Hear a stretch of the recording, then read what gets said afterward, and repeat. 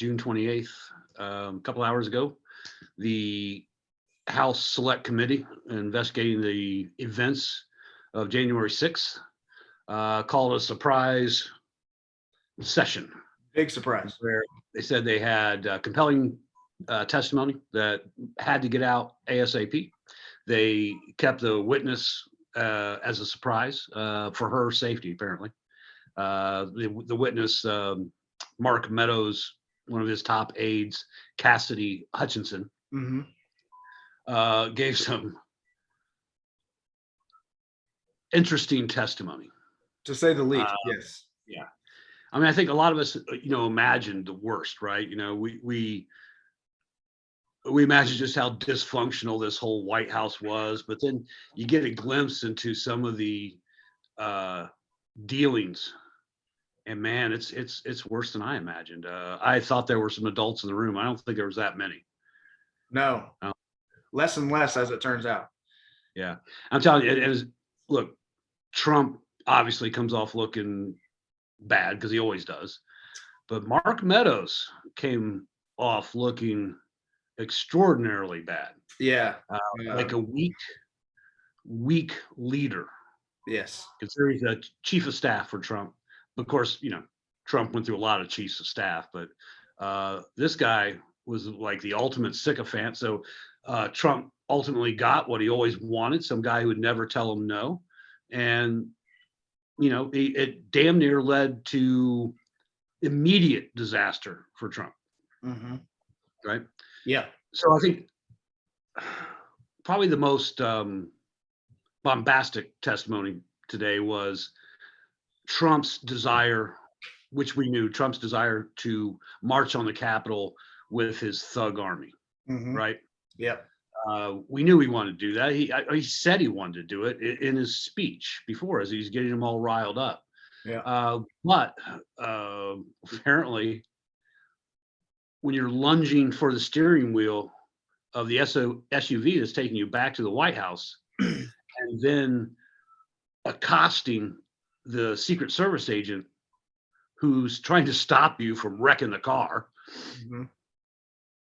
I don't think we imagined it was that bad.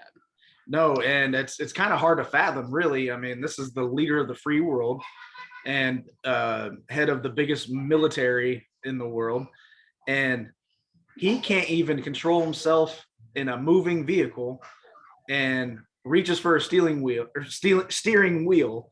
And not only that, once he gets taken back by the people that are protecting him, because they're telling him, hey, we can't protect you if you try to march on that Capitol because they have all these guns. His reply, now all this is hearsay, this is what they're going to say, which it is, but we can't protect you. And he's like, they have all these guns. They're not going to shoot me. He goes, they're going to shoot who I want them to shoot. Right. He knows this. How sick is this? Oh, this guy is sick, man.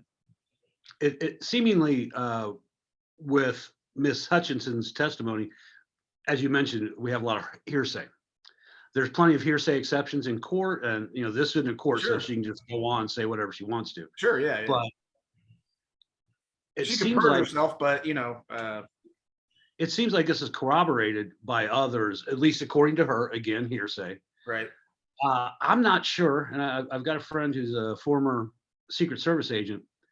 I'm not sure if they can be compelled to testify or not, but to me, I'm most interested. The Secret Service agent, did this happen? Because if it did, we have direct testimony from her because she was present when behind the curtain before the speech, Trump acknowledged that he knew they were armed. Yes. We know Trump said, march to the Capitol and I will lead you. So this we have direct testimony, and frankly from his mouth. So he knows they're armed.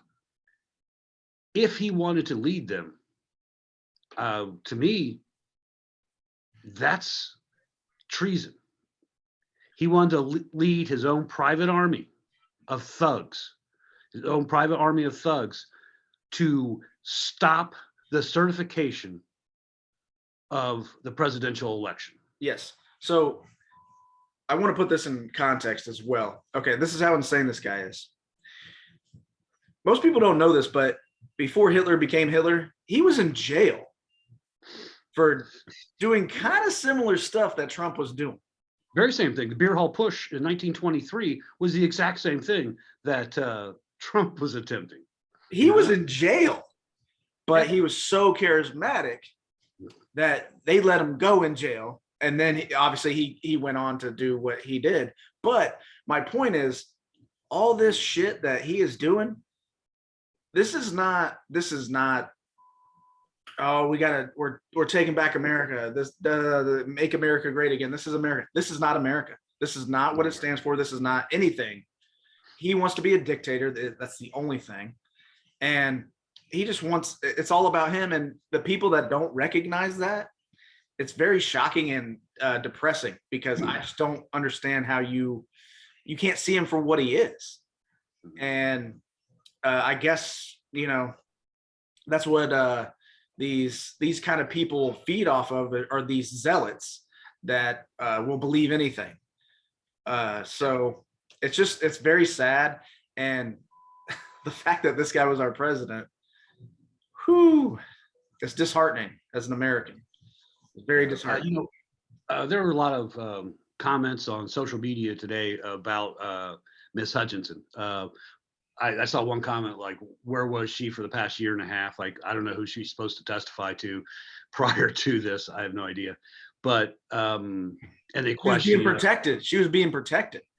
Well, she's been a lifelong Republican, blah, blah, blah. Here's the thing. What I appreciate from her, and I hope it was genuine, and it seemed genuine at the time. Yeah. When she was testifying why she's even doing this, because what she saw that day was unpatriotic, obviously. But the thing that sticks with me, and I hope all these patriots are listening, it was un-American. Yes. It was un-American. Yes. To try and stop the peaceful transfer of power that has happened throughout our country's history is mind-boggling. And it still boggles the mind, these alleged patriots. You know the ones who put the flag by their name on their Twitter banners and all this crap, because they're patriots, right? They're patriots. Right. But these are the same people who will defend this behavior. Yeah. Peaceful transfer of power for our entire history is supposed to be the shining example of democracy throughout the world. Yes. And this guy tried to overthrow it, and yet you would still back him. It's just incredible. You need to look at yourself, okay? You need to look at yourself, and if you really believe in that flag and for what it stands, then you need to check your values, man. Absolutely. You check your values. Absolutely. You need to revisit this girl. Maybe she did the right thing today. And yeah, absolutely. You have to have some sort of values, and if you can't, if you really truly believe in the country like you say you do, you really need to start checking yourself and look in the mirror. And I don't care what political affiliation you have. Seriously, if that's the way, like God, country, whatever, you really need to look at yourself and say, this isn't who we are. So it's not who we are, okay? Right. Not Republicans, Democrats, not who we are. Yeah, right. It's not who Americans are. But we'll see what happens. I think we're done here, man. I think we're done here.